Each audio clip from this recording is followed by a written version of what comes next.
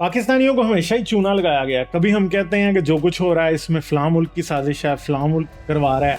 और पिछले चंद साल में पाकिस्तान में जिन लोगों ने पाकिस्तानी अवाम को अपने मकसद, दौलत, सियासत और ताकत के लिए इस्तेमाल किया है, इनकी एक लिस्ट बनाना बहुत ज़रूरी है। इस लिस्ट में हम इन लोगों का जिक्र करेंगे जिनके असरात दौरे हाजिर में पाकिस्तानी अवाम पर बहुत ही बुरे हुए हैं। इन लोगों में सियासतदान, फौजी, मुल्ला, जर्नलिस्ट और कुछ दूसरे लोग भी शामिल हैं। तो शुरू करने से पहले वीडियो को लाइक कर दें, चैनल को सब्सक्राइब करके घंटी का बटन दबाना मत भूलें ताकि आने वाली वीडियोस की नोटिफिकेशन आपको मिलती रहे। इस लिस्ट में 10वें नंबर पे आए हैं पाकिस्तान के एक मारूफ जर्नलिस्ट इमरान रियाज खान। जनाब ने कुछ सालों से खूब एस्टेब्लिशमेंट की गोद में बैठ के खेला। अपनी जर्नलिस्टिक ड्यूटी पूरी करने के बजाय एक सियासी पार्टी का आलाकार बनने और पूरी तरह से सियासत के गटर में उतरकर मछलियां पकड़ने लगे।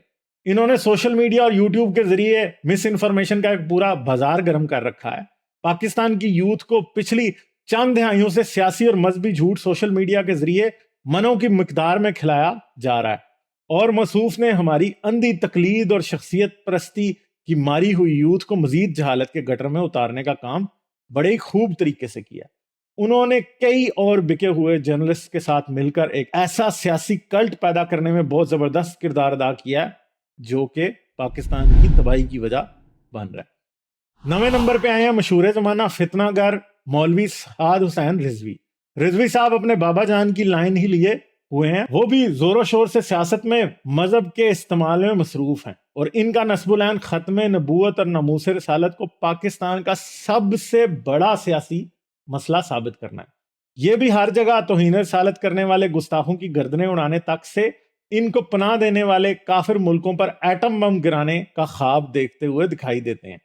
ऐसा कहना हरगिज गलत नहीं होगा कि तहरीक लबैक के हाथों पिछले चंद सालों बल्कि चंद दहाइयों में गुस्ताखी के इल्जाम पर हजूम के हाथों मरने वाले बेगुनाहों का खून लगा हुआ है। इन्होंने अपनी सियासत चमकाने की खातिर मुल्क में मजहबी शिद्दत पसंदी और नफरत को इंतहा तक पहुंचा दिया और इन्हें लॉन्च करने में हमारी एस्टेब्लिशमेंट का पूरा हाथ है। इसके बाद नंबर आता है मौलाना तारिक जमील साहब का। अगर साद रिजवी गुस्ताखी के फतवे बांटने में पेश हैं तो तारिक जमील नेकी, पारसाई और जन्नत के सर्टिफिकेट बांटने में सबसे आगे हैं। बल्कि अपने मन चाहे लोगों को नेक और परहेजगार होने का सर्टिफिकेट देते हैं तो इनके मुखालफों को करप्ट कह देते हैं।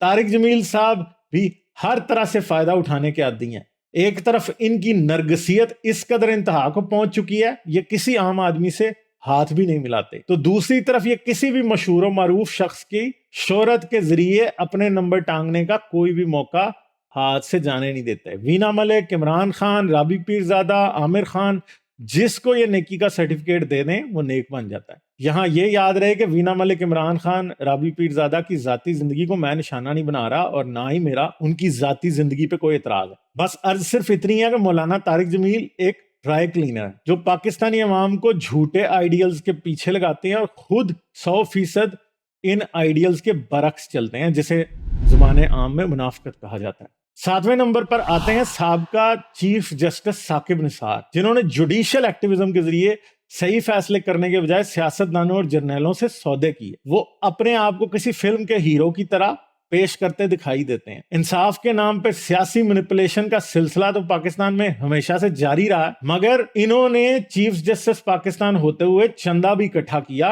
डैम का नाम लेके, और वो चंदा कहां गया ये हमें कोई पता नहीं। इनके फैसले और इनके तमाशे हमें खूब बताते हैं कि किस तरह से अदलिया पाकिस्तान में एक तवाइफ से ज्यादा कुछ हैसियत नहीं रखती। मौजूदा चीफ जस्टिस उमर अता बंदयाल और सुप्रीम कोर्ट के दूसरे जज हजरात के काम ऐसे हैं कि इनकी एक अलग लिस्ट बनाई जा सकती है। 6ठे नंबर पर मौजूद हैं जी फाइनेंस मिनिस्टर इसहाक डार साहब। डार साहब जब तक खुद वजीर खजाना नहीं थे इनके पास मुल्क की इकॉनमी को सही करने का हर फार्मूला मौजूद था, मगर जैसे ही सौदे पर फायद हुए तो ऐसे इकदाम करते दिखाई दिए जिनकी वजह से पाकिस्तान की मईशत की हालत मजीद बिगड़ गई। महंगाई का तूफान आ गया। इसहाक डार साहब की तबीयत में इसी तरह हिजान और कंफ्यूजन दिखाई दी जिस तरह पूरी नून लीग में दिखाई दे रही है, और पाकिस्तानी अवाम की हालत जार कम अज कम मुस्तकबिल करीब में बेहतर होती हुई तो दिखाई नहीं देती। 5वें नंबर पे आते हैं जनाब वजीर आजम शहबाज शरीफ साहब, जिनके सर पे वजीर आजम بننے کی دھن اس قدر سوار تھی کہ یہ دیکھ ہی نہیں پا رہے تھے کہ سارا اوکھلی میں دیا جا رہا ہے۔ اسٹیبلشمنٹ کا پھیلایا ہوا گند زرداری صاحب کے کہنے پر پرائم منسٹر بننے کے شوق میں اپنے گلے میں ڈال لیا اور نون لیگ کی بنی بنائی مقبولیت کا ایسا زبردست جنازہ نکالا کہ اگلے الیکشن میں نون لیگ کے جیتنے کا امکان دور دور تک دکھائی نہیں دیتا۔ اچھا تو یہی ہوتا کہ عمران خان کے کہنے کے مطابق الیکشن ہو جاتے، مگر خیر جناب شہباز شریف صاحب وزیر اعظم تو ہے نا۔ اس کے بعد بطور ادارے کے سربراہ ہماری پاک فوج کے سپہ سالار جناب عاصم منیر صاحب آتے ہیں۔ فوج ایک بزنس کی حیثیت اختیار کر چکی ہے، ان کی کرپشن اور مس یوز آف پاور کا کوئی حساب نہیں ہے، اور یہ ایک اوپن سیکرٹ ہے، اور فوج کے اندر جو گڑبڑ ہے وہ صاف دکھائی دے رہی ہے۔ فوج کے موجودہ سپہ سالار ابھی نئے ہیں اور ان کی روش کیا ہے یہ وقت ہی بتائے گا، مگر جناب سپہ سالار بھی قوم کو ایک چوسنی دے سکتے ہیں۔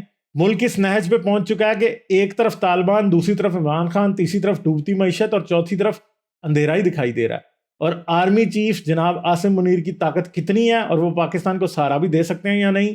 پولیٹیکل مینیپولیشن تو خیر ہوگی، یہ تو ہم جانتے ہی ہیں، مگر کس قدر ہوگی یہ نہیں جانتے۔ چیف صاحب کی آنکھوں کے سامنے پاکستان کا جنازہ اٹھ رہا ہے، ایسے میں ان کی طاقت کا کوئی فائدہ ہے؟ یہ سوال جواب طلب ہی رہے گا اور کسی عام شخص کو کبھی بھی اس سوال کا جواب نہیں ملے گا۔ اب ہم طاقت کے اس ننگے کھیل کی طرف جا رہے ہیں جو پچھلے 5 سال میں 3 حضرات نے خوب کھیلا ہے۔ ہمارے ٹاپ 3 پاکستان کی موجودہ حالت کے براہ راست ذمہ دار ہیں۔ تیسرے نمبر پر ہیں جناب مارخور جنرل ریٹائرڈ فیض حمید صاحب۔ جناب نے پاکستان میں پروجیکٹ عمران خان کو چلانے کے لیے ہر حد پھلانگ دی۔ جس طرح ڈرٹی گیمز جناب نے کھیلی وہ سامنے آتی جا رہی ہیں۔ ابھی جناب کو ریٹائر ہوئے چند ماہ نہیں ہوئے اور لوگ چیخ چیخ کر جناب کے کرتوتوں سے پردے اٹھاتے جا رہے ہیں۔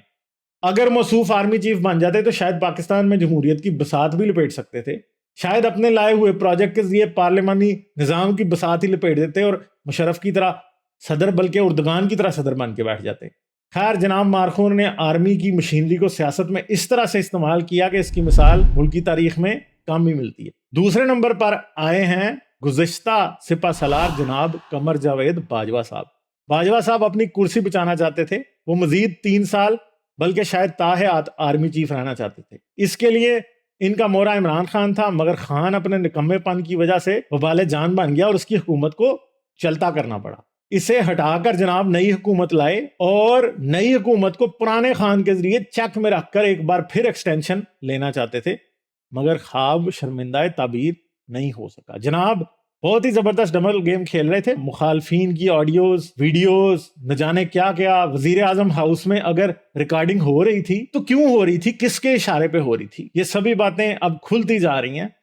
بے فیض سے فیض سے باجوہ کی ہاٹ لائن بڑی زبردست تھی، مگر پاکستانیوں کو نمبر 1 چونا لگانے والا آدمی عمران خان۔ خان صاحب کو جب اپنی حکومت گرتی ہوئی دکھائی دی تو آئین شکنی کر ڈالی۔ اپنے دور میں پنجاب میں ایک ایسے شخص کو تعینات کر رکھا تھا جو انتہائی نااہل ہونے کے ساتھ ساتھ سپر کرپٹ بھی تھا، جسے صرف کرسی پر بٹھایا گیا تھا اور ملک چلانے والے عمران خان کی اہلیہ اور ان کی اہلیہ کے رفقا تھے۔ پنجاب پاکستان کی ریڑھ کی ہڈی کی حیثیت رکھتا ہے۔ صوبے میں پھیلی ہوئی اس قدر مس مینجمنٹ معیشت کا پٹھا بٹھانے کی براہ راست وجہ ہے۔ عمران خان نے حکومت میں آنے سے پہلے کہا تھا ہمارے پاس فلاں ہے، ہم پاکستان کو امریکہ بنا دیں گے، ہم لوٹا ہوا پیسہ واپس لے آئیں گے، کرپشن نہیں ہوگی، فلاں ڈھمکاں سے آسمان تک کی باتیں کی گئی تھی، مگر ان کے حکومت میں آتے ہی ڈراپ سین ہو گیا۔ کرپشن کا بازار بھی گرم تھا، توشہ خانہ بھی بیچا جا رہا تھا، لوٹی ہوئی دولت برطانیہ سے واپس لا کے ملک ریاض کو بھی دی جا رہی تھی کہ پکڑو اپنی لوٹی ہوئی دولت، مگر خان صاحب ابھی بھی دودھ کے دھلے ہوئے ہیں۔ روز کرپشن کے نئے نئے سکینڈل باہر آ رہے ہیں، ثبوت عوام کے سامنے ہیں، مگر میڈیا پر جھوٹ در جھوٹ بولنے والی پاکستانی تحریک انصاف سوشل میڈیا اور انٹرنیٹ کے ذریعے نیریٹو بلڈ کرنے کی کوئین بن چکی ہے۔ پاکستانی اسٹیبلشمنٹ کی کالی کوک سے نکلنے والی یہ سیاسی پارٹی آج بھی اسٹیبلشمنٹ کے بنائے ہوئے زبردست آئی ٹی سیل چلا کے سیاہ جھوٹ کو سفید سچ کا لبادہ بڑی خوبصورتی سے بنا بنا کے بیچے جا رہی ہے۔ عمران خان کے پاس نہ تو کل پاکستان کا کوئی حال تھا، نہ آج ہے اور نہ کل ہوگا، مگر عمران خان نے پاکستان کے عوام کو بیوقوف بنانے کا گر خوب استعمال کیا۔ خان صاحب کو اپنے مداحوں میں خدا کی حیثیت مل چکی ہے اور وہ ان کے معاملے میں کسی بھی طرح سے عقل استعمال نہیں کرنا چاہتے۔ ایسا لگتا ہے کہ یہ وہ لوگ ہیں جنہیں مسیح کے آنے کا یقین دلا دیا گیا تھا اور پھر اس بات پہ یقین ہو گیا کہ عمران خان ہی حضرت عیسیٰ مسیح یا مسیح ہے اور اس کے بعد اور کوئی نہیں آئے گا۔ دوستو یہ تھی دور حاضر میں پاکستان کا ستیہ ناش کرنے والے اور پاکستانیوں کو بیوقوف بنانے والے لوگوں کی ٹاپ 10 لسٹ۔ کامنٹ باکس میں ضرور بتائیے گا کہ آپ اس لسٹ سے ایگری کرتے ہیں یا نہیں۔ آپ کی رائے میں دور حاضر میں پاکستانیوں کو دھوکہ دینے والے ٹاپ 10 لوگ کون ہیں؟ اپنی لسٹ بھی کامنٹ باکس میں ضرور دیجیے گا۔ جانے سے پہلے ویڈیو کو لائک کر لیں، چینل کو سبسکرائب کریں، بیل آئیکن دبا کر آل نوٹیفیکیشن آن کر لیں تاکہ آنے والی کسی بھی ویڈیو کا نوٹیفیکیشن آپ سے مس نہ ہو۔ آپ مجھے پیٹریون پہ بھی سپورٹ کر سکتے ہیں، پیٹریون کا لنک اس ویڈیو کی ڈسکرپشن میں ہے۔ اگر آپ ریئل ہسٹری آف اسلام کی سیریز دیکھنا چاہتے ہیں تو یہاں کلک کریں۔ کیا پاکستان اور طالبان کی جنگ ہوگی؟ وہ ویڈیو دیکھنے کے لیے یہاں کلک کریں۔ پیٹریون پر سپورٹ کے لیے یہاں کلک کریں۔ مجھے دیں اجازت، ملیں گے آپ سے کسی اور ویڈیو میں۔